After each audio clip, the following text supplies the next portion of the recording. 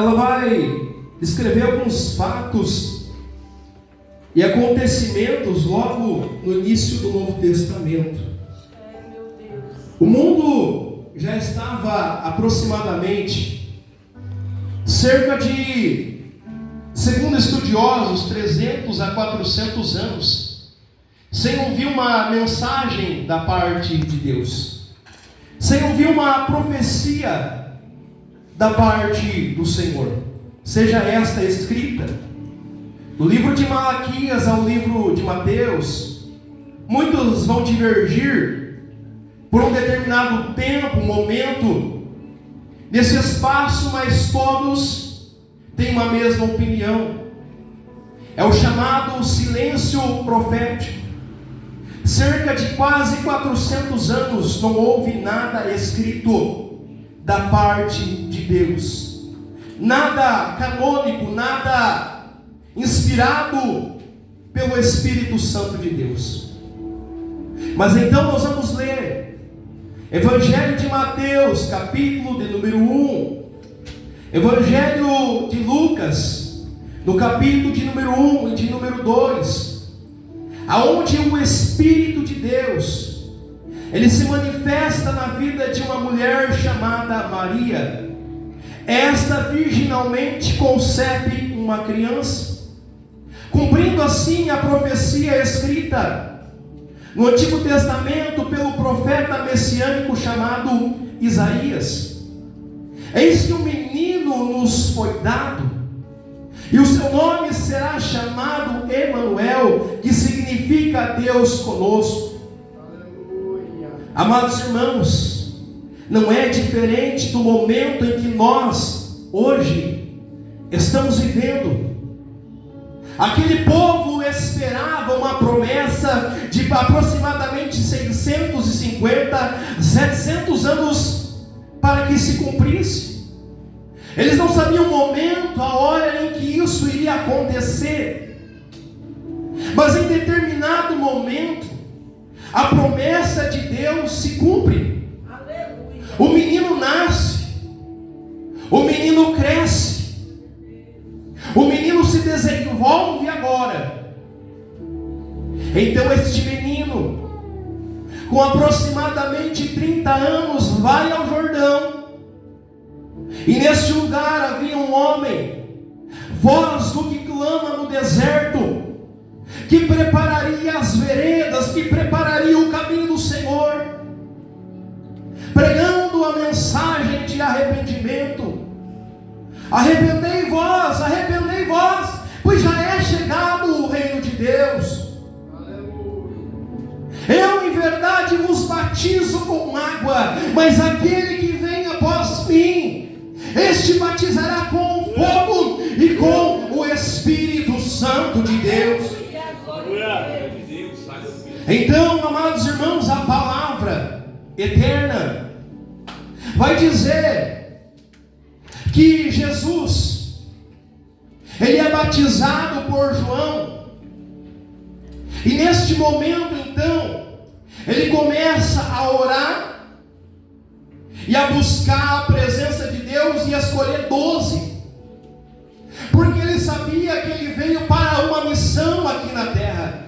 Esta missão não era uma missão muito que iria demorar para que terminasse, como verdadeiramente, segundo os estudiosos, 3 anos e meio. Então ele precisava buscar a presença de Deus. Ele precisava buscar a presença de Deus. Ele entra em oração. A Bíblia Sagrada diz que ele orou uma noite inteira antes de ele escolher os discípulos. Sabe por quê?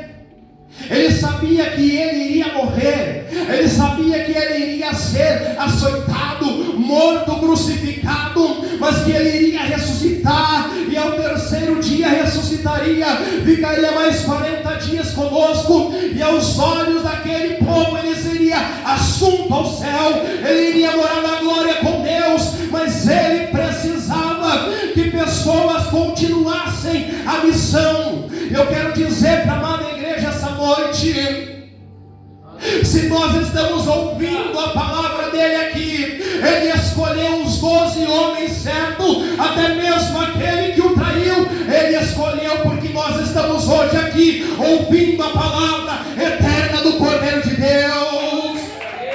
Aleluia! Esse é o poder daquele que se volta à presença de Deus. Este é o poder, a resposta da oração. Aleluia. Muitos já não querem mais esse compromisso com o Senhor. Muitos já não querem ter a marca de Cristo chamada calo no joelho. Mas se nós quisermos algo da parte de Deus, nós temos que buscar a presença de Deus. Se nós quisermos respostas, precisamos buscar, precisamos falar com o Criador. Deus, aleluia. E então, ele separa os 12. Os fariseus, os crentes da época de Jesus, os conhecedores da palavra, os eleitos, como eles se denominavam, os separados, eles não creram na palavra. Eles não creram. Eles que esperavam a promessa, não creram. Não creram. Não creram que Jesus era o Filho de Deus. Irmãos, a igreja hoje, ela recebeu uma promessa: eu vou vos preparar um lugar, mas se eu for, virei outra vez e vos levarei para mim mesmo, para onde eu estiver, vós estejais também. É a promessa dele. Aleluia! Só que muitos não estão crendo que essa promessa vai se cumprir, como a igreja da época de Jesus não creu nessa palavra. Nasceu um menino, cresceu, foi batizado. E quantos, amados irmãos, estão como os fariseus na época de Jesus? Aquele povo que preferia a glória dos homens do que a glória de Deus. Queriam cadeiras, queriam posições, queriam cargos. Como isso, pastor? O próprio Nicodemos, quando foi ter com Jesus a palavra de Deus, diz que ele foi à noite, porque ele tinha medo dos fariseus expulsassem ele da sinagoga, expulsassem ele do sinédrio. Quantos estão hoje esperando nos bens materiais, cuidando que talvez, se eu sou bem financeiro, Deus está com a minha vida. Se eu estou muito bem ministerialmente, Deus está comigo. Aquele povo era muito bem financeiro, tinha posição ministerial, recebia a glória dos homens, mas foi um povo que não creu na promessa de Deus. Será que hoje eu e você estamos voltando nossa vida a Deus? Deus então pega publicanos, pecadores, pescadores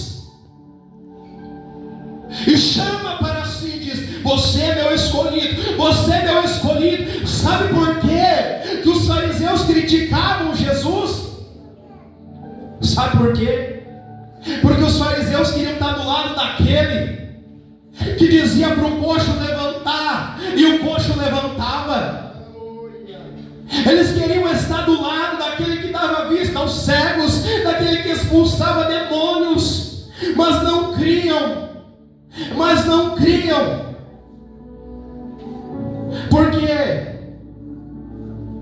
Porque Jesus conhecia o coração deles, sabia onde é que estava o coração deles.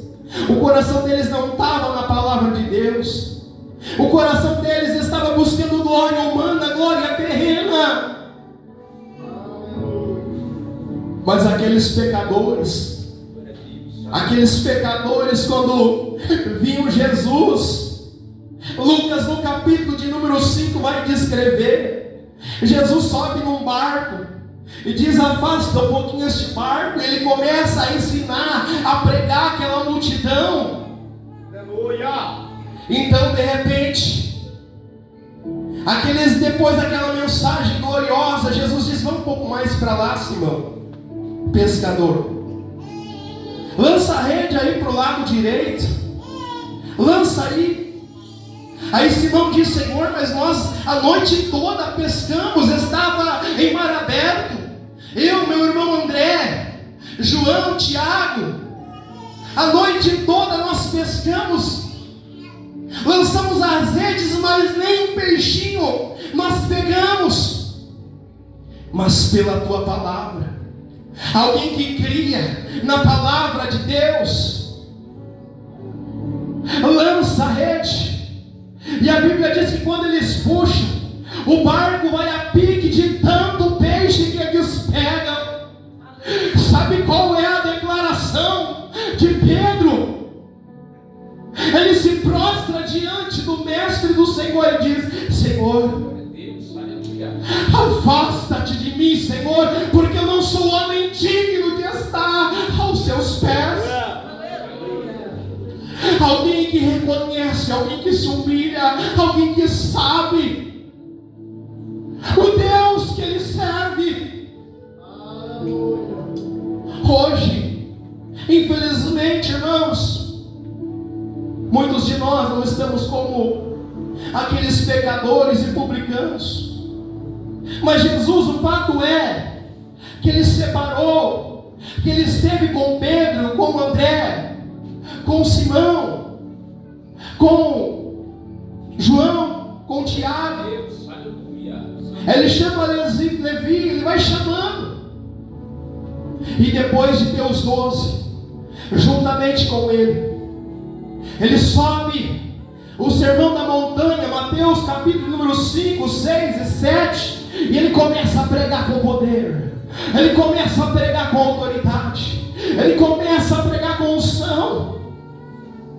E aquele povo começa a glorificar a Deus, dizendo: que homem é esse? Que homem é esse? Que sabedoria é essa? Ele não prega como os fariseus, como os mestres da lei, ele prega com uma sabedoria incrível. Que homem é esse? Aleluia. Quando ele desce do monte, o leproso que não podia estar lá em cima, estava lá embaixo, esperando, dizendo: Senhor, se tu queres, tu podes me purificar. Jesus sabe o que ele disse? Sim, eu quero, seja purificado. E aquele homem foi limpo da sua lepra. Foi limpo da sua lepra. Os discípulos estavam juntos quando Jesus estava pregando. Os discípulos estavam juntos quando Jesus estava operando milagres, sinais, maravilhas e prodígios. Os discípulos estavam juntos. Os discípulos estavam juntos quando a sogra de Pedro estava terrivelmente enferma, caída numa cama. Jesus adentra aquela casa e põe a mão sobre a cabeça dela, e ela é levantada e começa a servir eles ali de um instante para o outro. E aqueles discípulos que estavam com Jesus ali estavam vendo tudo que estava acontecendo, reconheceram que eram pecadores, estavam com eles, aprendendo com ele, e agora vendo milagres, maravilhas. No próprio Evangelho de Mateus capítulo número 6, vão dizer: Senhor, ensina-nos a orar, porque eles estavam vendo Jesus orar, Jesus buscar a presença de Deus.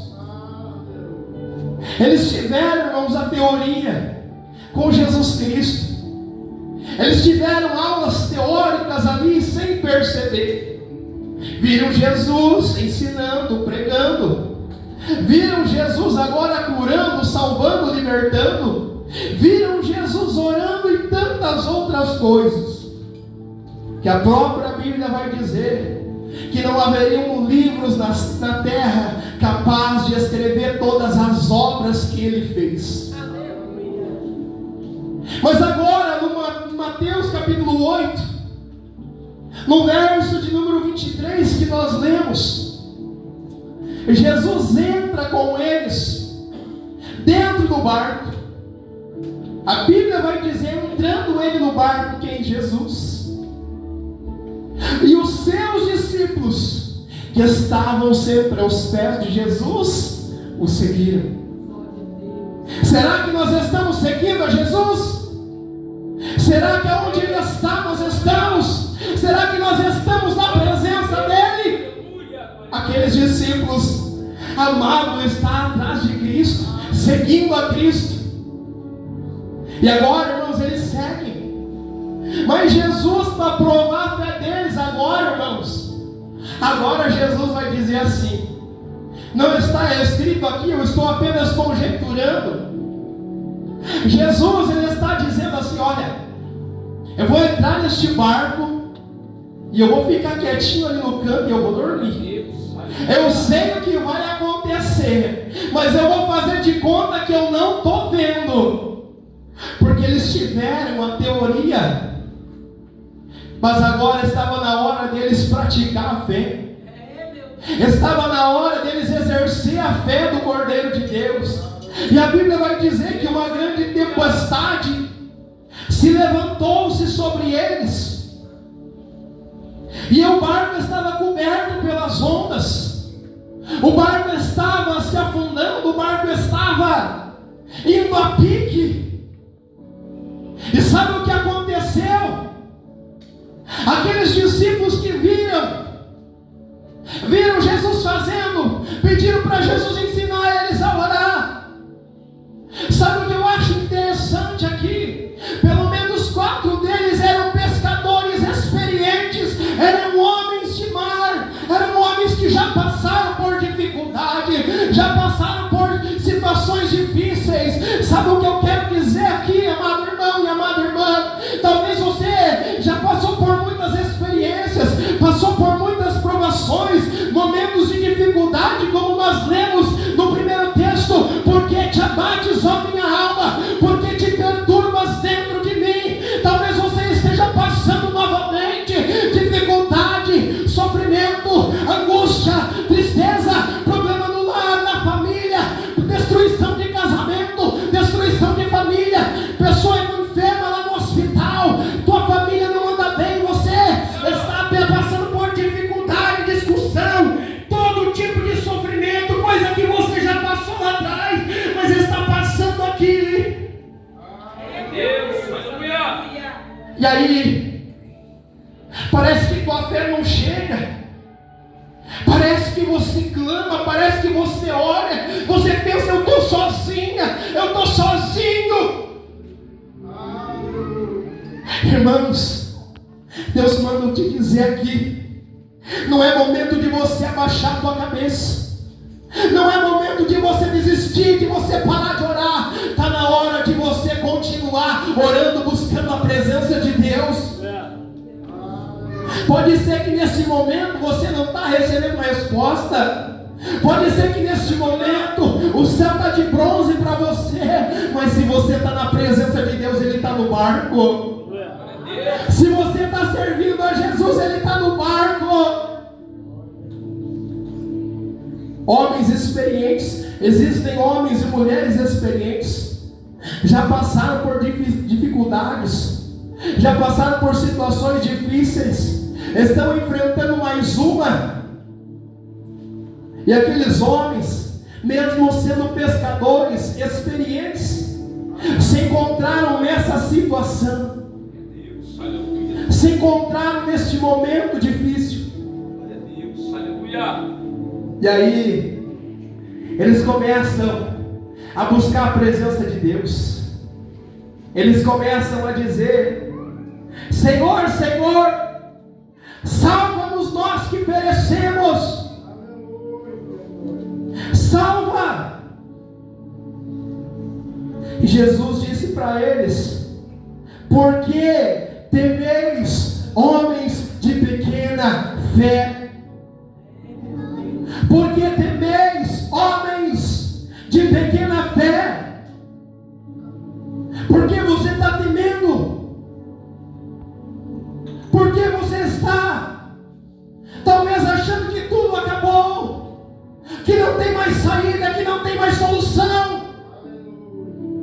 Homem de pequena fé, mulher de pequena fé,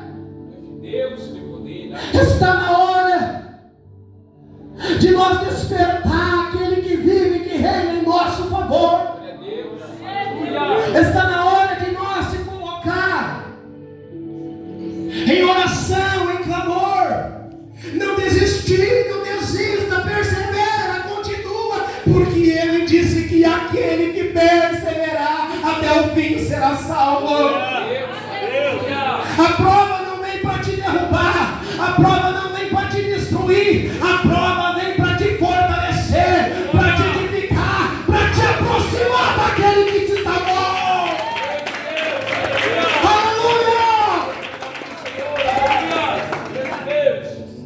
A prova é para nos aproximarmos do nosso Criador.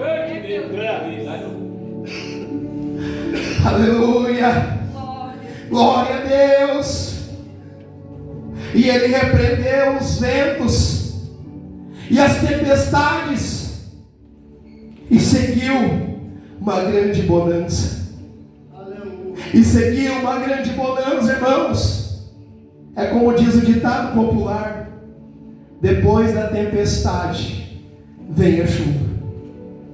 Basta, irmãos, nós servirmos a Deus em espírito e em verdade, porque Deus, a palavra de Deus vai dizer para nós que os ouvidos do Senhor não estão agravados para que não possam ouvir, e nem as mãos dele estão encolhidas para que não possam operar.